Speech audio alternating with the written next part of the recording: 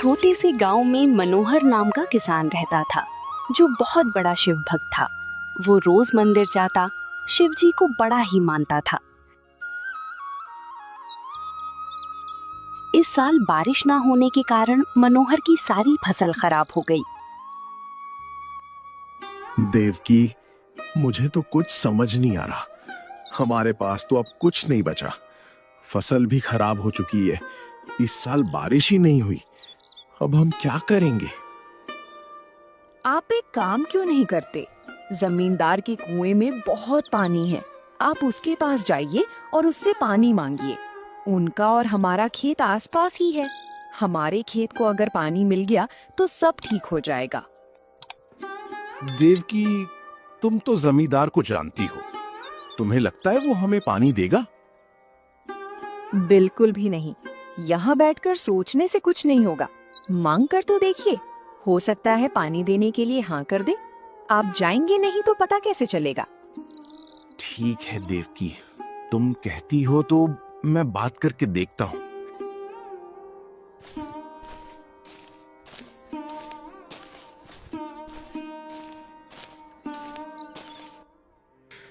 जमींदार जी, बारिश ना होने के कारण मेरा खेत पूरा सूख चुका है।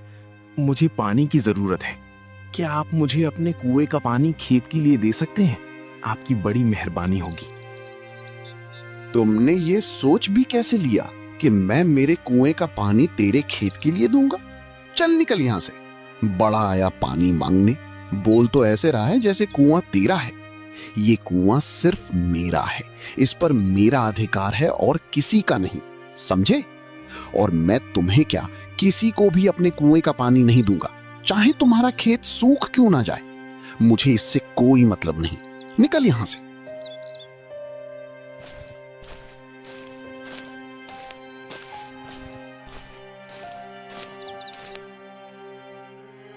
क्या हुआ जी? जमींदार ने क्या कहा? वही देवकी जो मुझे लगा था। मैंने तो तुमसे पहले ही बोला था कि वो नहीं मानने वाले। अब हम क्या करेंगे? एक तो घर में भी अनाज खत्म होने को आया है। कुछ दिनों का गुजारा ही हो पाएगा, फिर हम क्या करेंगे? आप कहीं कुछ काम क्यों नहीं देख लेते? ठीक है, मैं देखता हूं अगर कहीं कोई काम मिल जाए।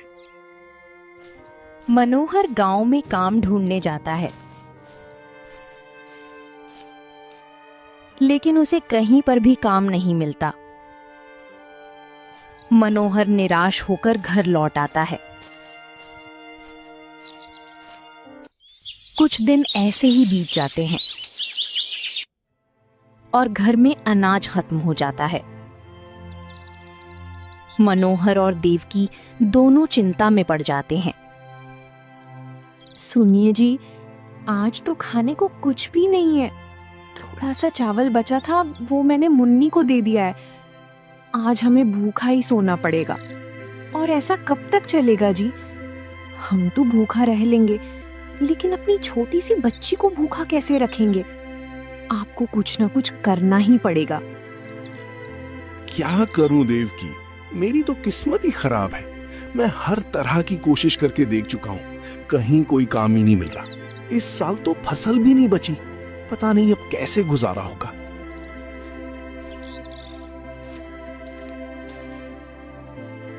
माँ, मुझे पकौड़े खाने हैं, बहुत भूख लगी है, बना दो ना।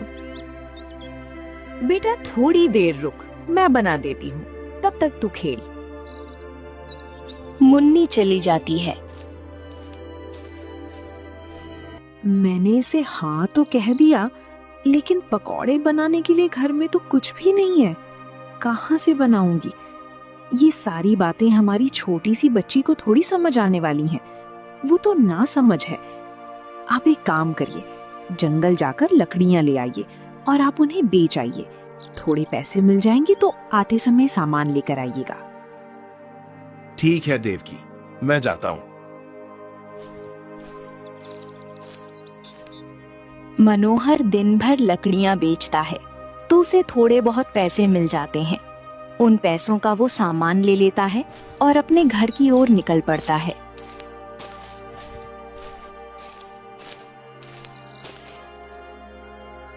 मामा, पिताजी कब आएंगे?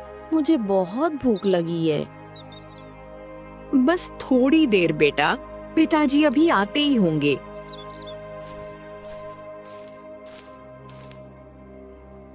माँ, अम्मा, देखो देखो, पिताजी आ गए। देवकी, मैं सामान लेकर आया हूँ और जो मुन्नी कहती है उसे बनाकर दे दो। देवकी खाना बनाती है। सब खाना खा लेते हैं। 2-3 दिन ऐसे ही गुजर जाते हैं। अब मनोहर की लकड़ियां बिकनी कम हो जाती हैं। एक दिन तो ऐसा आता है कि मनोहर की लकड़ियां बहुत कम बिकती हैं। उसे ना के बराबर पैसे मिलते हैं। वो बहुत परेशान हो जाता है।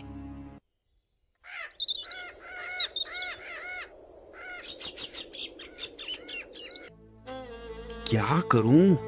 आज देवकी ने तो आटा लाने के लिए कहा था। आज तो पैसे बिल्कुल ना के बराबर मिले हैं। घर में खाने का सामान कैसे लेकर जाऊंगा? देवकी और मुन्नी मेरा राह देख रही होंगी। किस मुंह से घर जाऊं? यही सोचते सोचते मनोहर घर चला जाता है।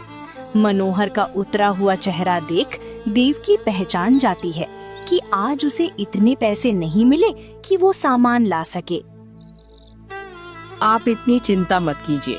मैंने मुन्नी के लिए थोड़े से चावल बना दिए थे। उसने खाना खा लिया है। रही हमारी बात, हम तो भूखे भी रह सकते हैं, लेकिन बच्चे को भूखा नहीं रख सकते। इसलिए मैंने थोड़ी चावल अलग से रख दिए थे। ये तुमने ठीक किया देवकी, लेकिन कब तक ऐसा चलता रहेगा? हमारी ये गरीबी कब मिटेगी? कभी खाने को मिलता है और कभी नहीं मिलता। दूसरे के बच्चों को देखता हूं तो मेरा मन दुखता है। मैं अपनी बेटी के लिए नए कपड़े तक नहीं ला सकता, नहीं उसके लिए नए नए खिलौने ला सकता हूं। वो जब भी कोई चीज मांगती है तो मैं उसे बहाने बनाकर टाल देता हूं, लेकिन मुझे बहुत बुरा लगता है। मैं कैसा बाप हूं देवकी, जो अपनी इकलौती बेटी के लिए भी कुछ नहीं कर सकता। मुझ पर लानत है। मुझे अपने आप पर शर्म आती है। किस्मत मेरा साथ क्यों नहीं देती देवकी? आज मैं पैसे नहीं ला पाया तो तुम्हें मेरी वजह से भूखा सोना पड़ेगा। आप इतनी चिंता क्यों करते हो? आज ना कल सब ठीक हो जाएगा। इतनी चिंता मत कीजिए। दिन तो बदलते रहते हैं। आज हमारे पास भले ही कुछ ना हो, लेकिन आप देख लेना, एक दिन हमारे पास सब कुछ होगा। हमारी मुन्नी को किसी चीज की कोई कमी नहीं होने देंगे। तभी उनके दरवाजे पर एक आदमी आकर बोलता है। अरे मनोहर, सुनते हो भाई? एक काम था, करोगे? हाँ बोलिए ना भाई, क्या काम है? जरूर करूंगा। क्या तुम आज रात मेरी खेत पर रखवाली करोगे? वो क्या है ना, मेरा मजदूर आज काम पर नहीं आने वाला है, वो बाहर गया है। तो तुम आज के लिए रखवाली कर सकते हो? उसके लिए मैं तुम्हें पैसे भी दूंगा। क्यों नहीं, जरूर करूंगा। वो आदमी मनोहर को कुछ पैसे देकर वहां से चला जाता है। मनोहर वो पैसे देखकर खुश हो जाता है।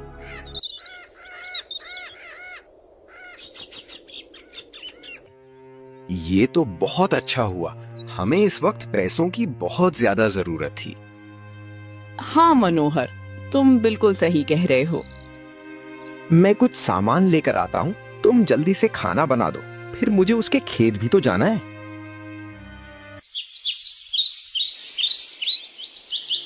रात के समय वो उस आदमी के खेत में चला जाता है, जहां वो फसल की रखवाली करता है। तभी एक आदमी वहां भागता हुआ आता है और मनोहर से टकराकर नीचे गिर जाता है। मनोहर उसे उठाने की कोशिश करता है। तभी एक सेठ वहां पर आ जाता है। बहुत बढ़िया भाई जो तुमने इसे पकड़ लिया। ये मेरे सोने के सिक्के लेकर भाग रहा था। ये चोर है। अच्छा हुआ जो तुम यहाँ पर थे और तुमने इसे पकड़ लिया, नहीं तो मैं तो आज लुट ही जाता। माफ कर दो साहब, मैं आइंदा ऐसा नहीं करूंगा। इस बार जाने दो, माफ कर दो। तुझे माफ कर दूं? बिल्कुल भी नहीं। तूने तो आज मुझे बर्बाद करने की सोची थी और मैं तुझे माफ कर दूं? सुनो भाइयों, ले जाओ इसको और पुलिस के हवाले कर दो। ये लो मनोहर, इसमें से कुछ सिक्के तुम रख लो, ये तुम्हारा इनाम है। मनोहर को भी उन सिक्कों की बहुत जरूरत थी, इसलिए मनोहर खुशी खुशी वो सिक्के रख लेता है। वो आदमी वहां से चला जाता है। ये तो बहुत अच्छा हुआ कि मुझे ये सिक्के मिल गए। मुझे इन सिक्कों की बहुत ज्यादा जरूरत थी। इन सिक्कों से मैं कुछ ना कुछ करके अपने घर का गुजारा कर ही लूंगा।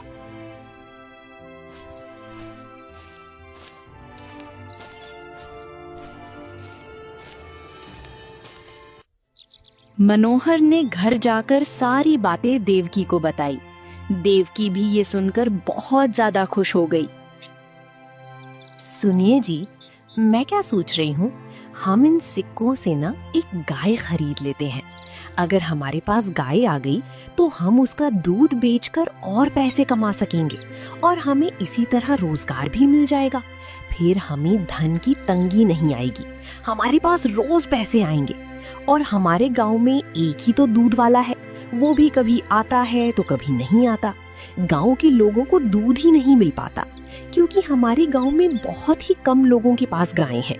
तो मुझे लगता है हमें दूध का ही व्यापार करना सही रहेगा। तुम ठीक कहती हो देवकी, मैं कल ही जाकर गाय खरीद कर लाता हूँ।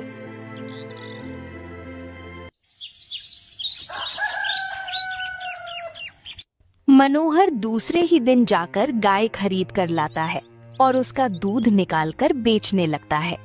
मनोहर के पास ग्राहक आने लगते हैं और उसे अच्छे खासे पैसे मिलने लगते हैं। सच में मनोहर, तुम्हारे यहाँ का दूध बहुत शुद्ध और गाढ़ा होता है। नहीं तो वो दूसरा दूध वाला तो दूध कम पानी ज्यादा मिलाता है। हमने तो उससे दूध खरीदना ही बंद कर दिया। आज से रोज हम तुम्हारे यहाँ ही आएंगे और यही दूध खरीदेंगे। मनोहर ये सब देख बहुत खुश हो जाता है। ये सारी बातें दूसरा दूध वाला सुन रहा होता है। उसे मनोहर पर बहुत गुस्सा आता है।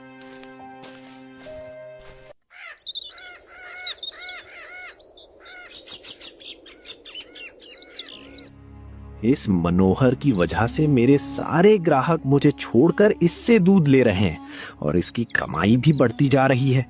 अगर इसका धंधा ऐसे ही चला रहा तो मैं तो बर्बाद हो जाऊंगा। कोई मुझसे दूध नहीं खरीदेगा। और ये बेवकूफ कहीं का, क्या जरूरत है लोगों को शुद्ध दूध देने की? इसके शुद्ध दूध की वजह से ही लोगों ने मुझसे दूध खरीदना बंद कर दिया है। मुझे इसका कुछ ना कुछ करना पड़ेगा। कुछ दिन ऐसे ही बीत जाते हैं। एक दिन मनोहर दूध बेचने के लिए खड़ा ही होता है, तभी एक कुत्ता भागता हुआ आता है और दूध की कैन नीचे गिरा देता है और सारा दूध नीचे गिर जाता है। मनोहर को बहुत ज्यादा दुख होता है। उसका नुकसान हो जाता है। दुखी मन से घर जाता है और देवकी को सारी बातें बताता है।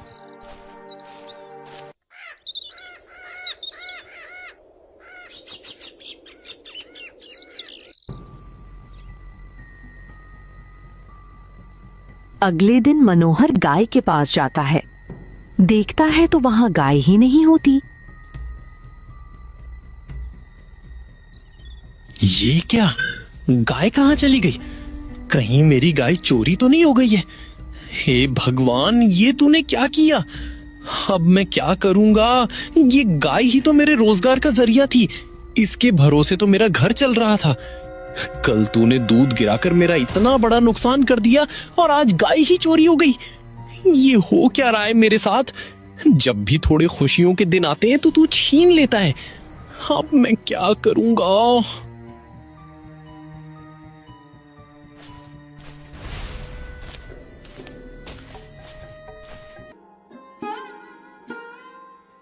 ये आप क्या कह रहे हैं जी? इतना बड़ा नुकसान, ये क्या हो गया? अब हमारा क्या होगा? कुछ नहीं देवकी, हमारा नसीब ही खराब है। ऊपर वाले ने मेरी भक्ति का मुझे ये सिला दिया है। मैंने उसकी बहुत भक्ति की है ना, और करता भी हूं। शायद ये उसी की सजा है। जो भी उसकी भक्ति करता है वो उसे सजा देते हैं। जैसे मुझे दे रहे हैं। मुझे थोड़ी सी खुशी मिली थी, वो भी उनसे देखी नहीं गई, मुझसे छीन ली। जब भी कुछ करने जाऊं सब उल्टा होता है। आप ऐसी हिम्मत हार जाएंगे तो हमारा क्या होगा? हम तो आपके ही सहारे हैं ना। हिम्मत रखिए, एक ना एक दिन सब कुछ ठीक जरूर होगा।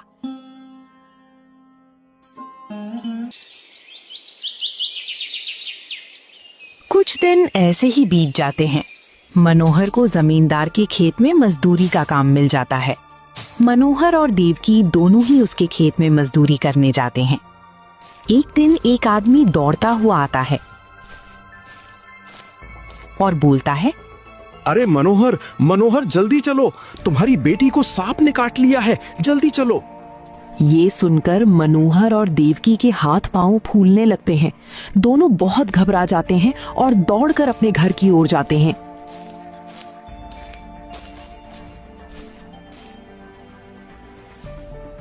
अरे जल्दी से वैद्य जी को बुलाकर लेकर आओ, नहीं तो पता नहीं क्या होगा।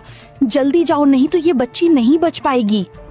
मनोहर दौड़ता हुआ वैद्य जी के पास जाता है, लेकिन वैद्य जी वहां नहीं होते और जोर की बारिश होने लगती है। अब मैं क्या करूं? वैद्य जी तो यहाँ नहीं है। मुझे दूसरे गांव जाना होगा, मुझे जल्दी करनी होगी, नहीं तो मैं मेरी बच्ची को खो दूंगा। आज अगर मेरी बच्ची को कुछ हुआ तो आज के बाद मैं ईश्वर को मानना ही छोड़ दूंगा। बहुत हो चुका, मैं जितना सहन कर रहा हूं उतना ही ईश्वर मुझे तकलीफ दिए जा रहे हैं। मेरी मुसीबत कम होने का नाम ही नहीं ले रही। आज के बाद मैं ईश्वर को मानना ही छोड़ दूंगा। मनोहर बारिश में ही दौड़ता हुआ दूसरे गांव की ओर बढ़ जाता है। नदी पार करते समय मनोहर का पैर फिसल जाता है और वो नदी के बहाव में आ जाता है। तभी एक बाबा जाकर उसे बचाते हैं।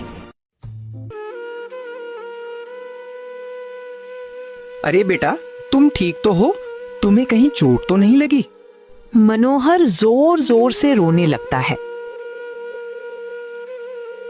क्या हुआ बेटे, बहुत परेशान हो? आपने मुझे क्यों बचाया बाबा? मैं मर जाता तो ही अच्छा था। मेरी बेटी जिंदगी और मौत के बीच जूझ रही है, उसके लिए मुझे एक वैद्य नहीं मिल पा रहा। बाबा, ईश्वर इतने कठोर कैसे हो सकते हैं कि अपने भक्तों को इतना दुख देते हैं? उनको अपने भक्तों का दुख, उनकी पीड़ा दिखाई नहीं देती। ये कैसा ईश्वर है? मुझे तो अपने आप पर शर्म आ रही है कि मैं ऐसे ईश्वर की भक्ति करता रहा जिसने सिर्फ मुझे आज तक दुख ही दुख दिया है। जब भी मुझे कोई सुख मिलता है उसे देखा नहीं जाता, वो मुझसे छीन लिया जाता है। आज तो उसने हद ही कर दी। आज उसने मेरी बेटी की जान पर बनाई है। पता नहीं मेरी बच्ची जिंदा होगी भी या नहीं। और तो और उसने मेरी भी जान लेनी चाहिए। उसने एक बार भी मेरे परिवार के बारे में नहीं सोचा। मैं आज से ईश्वर का त्याग करता हूं। आज के बाद मैं कभी भी ईश्वर पर भरोसा नहीं करूंगा, क्योंकि वो भरोसे लायक है ही नहीं। उसने बार बार मेरा भरोसा तोड़ा है। अब नहीं, बहुत हो चुका। तुम्हारी सोच गलत है बेटा। तुमने ईश्वर को समझा ही नहीं। ईश्वर कभी भी अपने भक्तों का बुरा नहीं करते। जब भी कुछ बुरा होने वाला होता है, वो अपने भक्तों की रक्षा करने आते हैं और उन्हें बचाते हैं, जैसे आज तुम्हें बचाया है। ये आप क्या कह रहे हैं बाबा? आप जैसा कह रहे हो वैसा कुछ नहीं है। ईश्वर है ही नहीं। अगर होते तो ये सब कुछ नहीं होता। मैं तुम्हें समझता हूं। मेरी बात ध्यान से सुनो, तब तुम्हें सब समझ में आ जाएगा। तुम्हें तुम्हारे हर सवाल का उत्तर मिल जाएगा। जब तुम्हारे घर में खाने को एक दाना तक नहीं था, तब तुम्हारे यहाँ पैसे देकर खेत की रखवाली करने के लिए जो आया था, वो कोई और नहीं, ईश्वर ही था, ताकि उन पैसों से तुम्हारे घर का गुजारा हो सके। ये सब ईश्वर की ही माया थी कि तुम उसी दिन खेत में रखवाली करने गए और उसी दिन तुम्हारे हाथों अनजाने में एक चोर पकड़ा गया, जिसके इनाम स्वरूप तुम्हें कुछ सिक्के मिल गए। वो देने वाला भी ईश्वर ही था। उन सिक्कों से तुमने व्यापार शुरू किया और तुम्हारा घर बड़े आराम से चलने लगा। ये सब ईश्वर ने ही किया था। और मेरा जो इतना बड़ा नुकसान हो गया, ये भी ईश्वर ने ही किया था। बोलिए ना बाबा। तुम दूध बेचने लगे थे, तुम्हारी अच्छी कमाई होने लगी थी। ये बात देखकर दूसरा दूध वाला तुमसे जलने लगा और उसने जानबूझकर तुम्हारे दूध में जहर मिला दिया। अब तुम ही सोचो, अगर जहर मिलाया हुआ दूध तुम लोगों को बेच देते तो कई लोगों की जान चली जाती और सारा इल्जाम तुम पर आ जाता। ईश्वर ने तुम्हें इन सब से बचाया है, तुम्हारा नुकसान नहीं किया, बल्कि तुम्हें बहुत बड़ी मुसीबत से बचाया है। तुमने उसकी भक्ति बहुत की है और वो भी दिल से की है, इसलिए तुम बच पाए, नहीं तो आज तो अनर्थ हो जाता। आज तुम्हारी भक्ति ने ही तुम्हें बचाया है, नहीं तो नदी में गिरकर तुम्हारी जान चली जाती। आज अगर तुम जिंदा हो तो इस ईश्वर की वजह से जिंदा हो। और तुम अपनी बेटी के बारे में चिंता मत करो, ईश्वर ने तुम्हारी वो चिंता भी मिटा दी है। आज तुम्हारी बेटी तुमसे छिन जाती, लेकिन ईश्वर ने साक्षात जाकर उसे बचाया है। तुम यहां से अपने घर जाओ, तुम अपनी बेटी को स्वस्थ पाओगे। उसे कुछ नहीं हुआ है, वो बिल्कुल ठीक है। ये सब ईश्वर ने ही किया है और तुम उन्हें धन्यवाद देने की बजाय बुराई कर रहे हो। माफ करना बाबा, पता नहीं मुझे क्या हो गया था। मैं ईश्वर पर भरोसा खो बैठा था, मुझसे गलती हो गई, मुझे माफ कर दीजिए। बेटा, ईश्वर परीक्षा बहुत लेते हैं, लेकिन उस परीक्षा में भी वो कहीं ना कहीं हमारे साथ ही होते हैं। कई बार पिछले जन्म के कर्म होते हैं जो हमें इस जन्म में भुगतने पड़ते हैं। हमें उन परीक्षाओं का सामना डट कर करना चाहिए, ना कि हिम्मत हार कर। वैसे मैं तुम्हें बता दूं कि तुम्हारी परीक्षा यहीं समाप्त होती है। इसके बाद तुम्हारा भविष्य उज्जवल ही उज्जवल है। अब तुम्हें किसी मुसीबत का सामना नहीं पड़ेगा। तुम्हारे दुख भरे दिन यहीं समाप्त होते हैं। आज के बाद तुम जो भी काम करोगे, तुम्हें उसमें सफलता प्राप्त होनी ही होनी है। तुम्हें वो सब कुछ मिलेगा जो तुम चाहते हो। जाओ बेटा, घर जाओ, तुम्हारा परिवार तुम्हारी राह देख रहा होगा। ये सब सुन मनोहर बहुत खुश हो जाता है और दौड़ते हुए अपने घर जाता है। घर जाकर देखता है तो उसकी बेटी ठीक होती है। वो अपनी बेटी को देखकर चौंक जाता है और देवकी से पूछता है, देवकी, इसे तो सांप ने काटा था ना, फिर इसका इलाज किसने किया? ये तो बिल्कुल स्वस्थ दिख रही है, ये कैसे हुआ? हमारे गांव में वैद्य जी थे ना, वही आए थे, उन्होंने ही इसका इलाज किया है। और देखिए ना, पता नहीं कैसे चमत्कारी जड़ी बूटी लगी, हमारी बेटी तो बिल्कुल उठ पड़ी। ऐसा लग रहा है जैसे इसे कुछ भी नहीं हुआ था, बिल्कुल स्वस्थ है। ये तो चमत्कार ही हो गया। और आप कहाँ चले गए थे? हम आपको ढूंढ रहे थे, इतनी देर कहाँ लगा दी? मनोहर सोच में पड़ जाता है।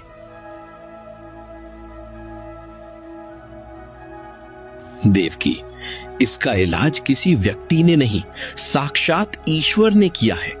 वैद्य जी तो इस गांव में थे ही नहीं। मैं उनके घर गया था, उनकी पत्नी ने कहा कि वो 2-3 दिन के लिए बाहर गए हैं। फिर वो यहाँ कैसे आते? ये इलाज करने वाला ईश्वर ही था। मैं समझ ही नहीं पाया। देवकी, ईश्वर तो हर वक्त हर कदम पर मेरे साथ ही थे। उन्होंने हमें एक नहीं, कई मुसीबतों से बचाया है।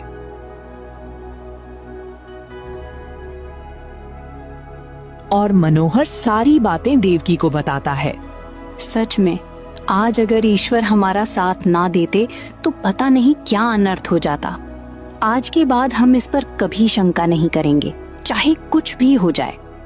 आज मुझे ये बात समझ आ गई कि ईश्वर जो भी करते हैं वो हमारी भलाई के लिए ही करते हैं। जो कुछ भी होता है उसके पीछे कोई ना कोई वजह जरूर होती है। चोट तो देता है, लेकिन मरहम भी वही लगाता है, वो भी ऐसा कि हम उस चोट के दर्द को भूल जाते हैं।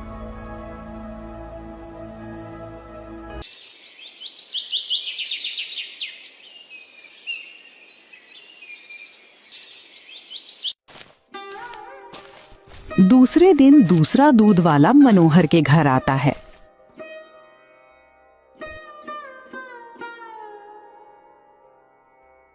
मनोहर भाई, मुझे माफ कर दो। ये लो तुम्हारी गाय। इसने तो मुझे दूध ही निकालने नहीं दिया। मैं लालच के मारे इसे लेकर गया था। सच बताऊं तो मुझे तुमसे जलन होने लगी थी। मुझे माफ कर दो, मैंने तुम्हारे साथ बहुत बुरा किया। कोई बात नहीं, आखिर तुम्हें एहसास तो हुआ और एक बात, अगर तुम चाहते हो कि तुम्हारा काम भी अच्छा चले तो ईमानदारी से अपना काम करो, बेईमानी से नहीं।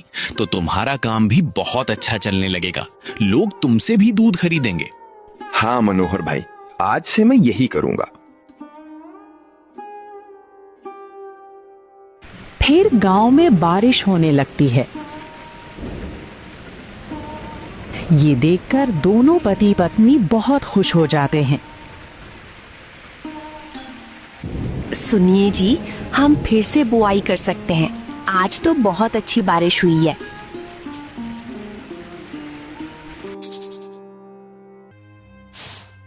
दूसरे दिन मनोहर खेत में जाता है तो काम करते समय उसे अपने खेत में सोने के सिक्कों से भरी एक पोटली मिलती है। ये देख मनोहर की खुशी का ठिकाना नहीं रहता। वो बहुत खुश हो जाता है। घर जाकर देवकी को दिखाते हुए कहता है, ये देखो देवकी, ये साक्षात ईश्वर का चमत्कार है। उस दिन बाबा ने सच कहा था, आखिरकार हमारे अच्छे दिनों की शुरुआत हो चुकी है। ये देखो, इसमें कितने सारे सोने के सिक्के हैं। ये हमारे खेत में ही मिले हैं। आज के बाद हमें किसी बात की कोई कमी नहीं रहेगी। हे भोलेनाथ, तेरा बहुत बहुत शुक्रिया। सोने के सिक्कों से भरी पोटली मिलने के बाद मनोहर और देवकी की जिंदगी पूरी तरह बदल गई। अब उनके जीवन में खुशियां ही खुशियां थीं। मनोहर को ये बात अच्छी तरह समझ आ चुकी थी कि ईश्वर कभी भी अपने भक्तों का बुरा नहीं करते। कई बार जो घटना हमें बुरी लगती है, वही आगे चलकर हमारे लिए किसी बड़े संकट से बचाव का कारण बनती है। देवकी, अब मुझे पूरी तरह विश्वास हो गया है कि ईश्वर हर परिस्थिति में हमारे साथ रहते हैं। हमें सिर्फ धैर्य और विश्वास बनाए रखना चाहिए। आप बिल्कुल सही कह रहे हैं। कठिन समय में भी हमें विश्वास नहीं खोना चाहिए। ईश्वर देर से सही लेकिन न्याय जरूर करते हैं। इसके बाद मनोहर और देवकी सुखपूर्वक अपना जीवन बिताने लगे। उनके सभी दुख धीरे धीरे समाप्त हो गए और गांव में भी उनका सम्मान बढ़ गया। अब वे पहले से